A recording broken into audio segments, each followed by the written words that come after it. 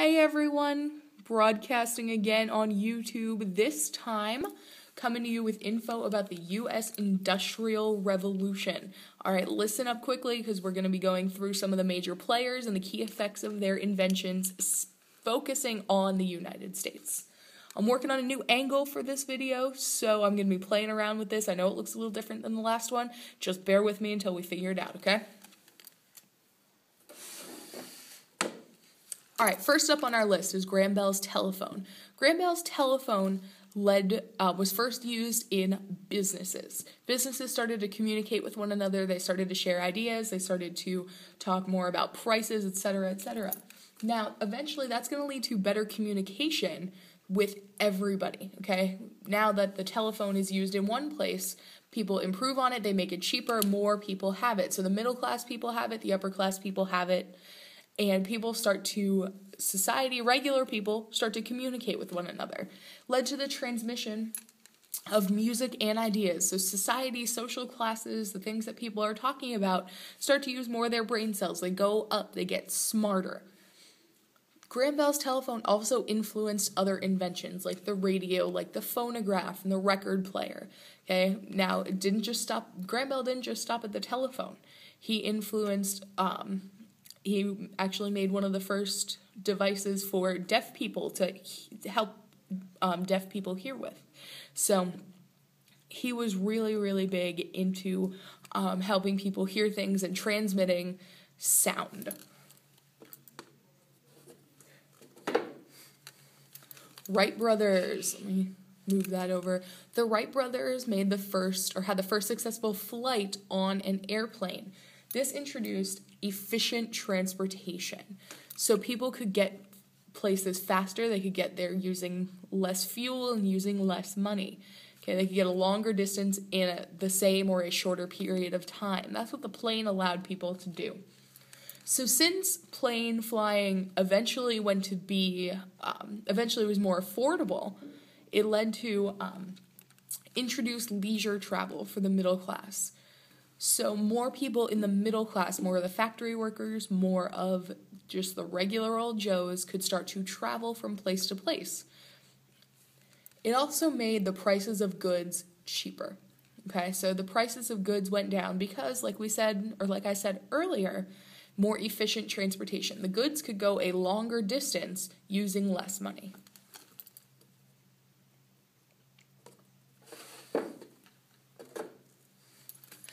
Bessemer. Again, we see our buzzword, efficiency. Now, Bessemer made steel, and he made steel bars using less iron. Before he had made steel, people had just used pure iron, and they would melt it down, and they would make it into, they would mold it into bars, kind of like that one right there. And they would use it to help build buildings. Well, Bessemer came up with this idea of mixing several metals together to get steel. It was stronger than iron and used less iron ore than just making pure iron bars. So, again, this leads to efficiency and it leads to a cheaper building material. So everyone starts to use this cheap, strong steel. Especially, they use it for what's called infrastructure. Remember that word, infrastructure. We're talking buildings, we're talking roads, railroads, airports now. The internet is considered part of the infrastructure. It's the things that people use every day to make their lives easier. That's what infrastructure means. And Bessemer helped major cities like New York, like Chicago, Los Angeles, helped them build up their buildings so that they had a lot of infrastructure to build on once the factories came to town, the banks came to town, the big CEOs of the corporations came. They had something there to use. Now, Bessemer steel is still used in buildings today. You still see some of these steel bars at construction sites. They're used to build the bare bones, the infrastructure of the building. Infrastructure is, when you build a building, you have just the empty, you've got little bars hanging. Those are all made out of steel. Okay, before you put in the walls, before you put in the floors, you have to put in the skeleton of the building, and that's all made out of steel, and it's still used in structures today.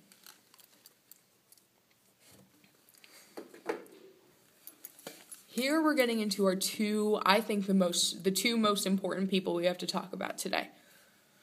Henry Ford made the assembly line, okay? He patented the idea for the assembly line. He probably was not the first to make it, but he was the first to patent his idea. Now, the assembly line was a fundamental change in the way that people worked. Before the assembly line, you did a job and you did it from start to finish. For example, if you were a shoemaker, you were one shoemaker, you might have an apprentice, maybe, probably if you could afford it. You made that shoe. You made one shoe at a time from the beginning till the end. The first cars were made by 10 or 12 people from the beginning till the end. So the same 10 or 12 people had to know how to put the whole car together. If you're making, let's see, what's another example? This wouldn't have actually happened back then, but if you were making a computer, okay, one guy would have had to know how to put the entire computer together. One person did one job all the way. Now, with the assembly line, we have what's called division of labor, separation of tasks. You have interchangeable parts that can be used for multiple things. So now, instead of one person doing one job and doing it completely, so instead of one person making the shoe, there are 15 steps to make the shoe. So one person grabs the sole, puts it on the assembly line. The next guy puts the sole inside the rest of the shoe. The third guy laces it up, and the fourth guy puts all the pretty extra little colors, paints it, dyes it, whatever he needs to do to make it look nice. And then the last guy staples it or nails it onto the bed, the part that actually hits the ground. So maybe a shoe takes 5 or so steps to make. A car. Now, one guy puts the big chassis on, another guy screws in the doors, another guy screws on the tires, and so on until you get a final car. Now, that same guy that screws on the tires is the guy that's always screwing on the tires, who's always putting on the doors. So the guy that's putting on the doors never does anything but putting on the doors.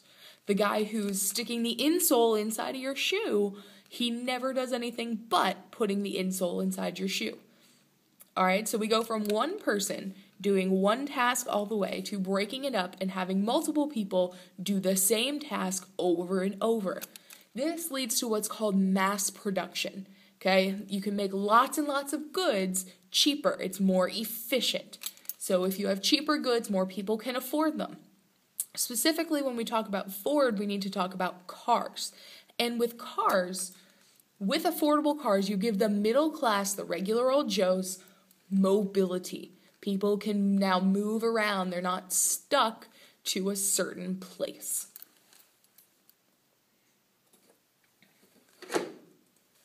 And our last guy, his name got erased a little bit, but as you can tell by my light bulb, we got to talk about Thomas Edison. Okay, Thomas Edison had over 1,000 patents in his lifetime. He patented over 1,000 different inventions. This guy was just an inventor extraordinaire. All right, he fundamentally changed the way people live and work. So now, before Edison, before the light bulb, when did you go to bed? When it got dark outside. Okay, you just went to bed when it was dark, when you couldn't see anymore, because there was no use to be up in the dark. Now with Edison, people can be up in the dark. And if people can be up in the dark reading, or they can be doing chores, people can be working. Okay, it allows the factories to operate 24/7 because now they have lights. Now they don't need to close at dark. Now they can make more and more goods, and they can make more money 24 hours a day. Okay? Just imagine your life without electricity and think, this is why I put him last, okay? If you imagine your life without electricity, what's it going to be? In my house, there would be no heat, no TV, no fridge, no freezer, no running water, okay? No showers. I would have to go down to the river to take a shower. And it would just be almost a terrible existence for me to imagine my life without electricity. That's all because of this guy.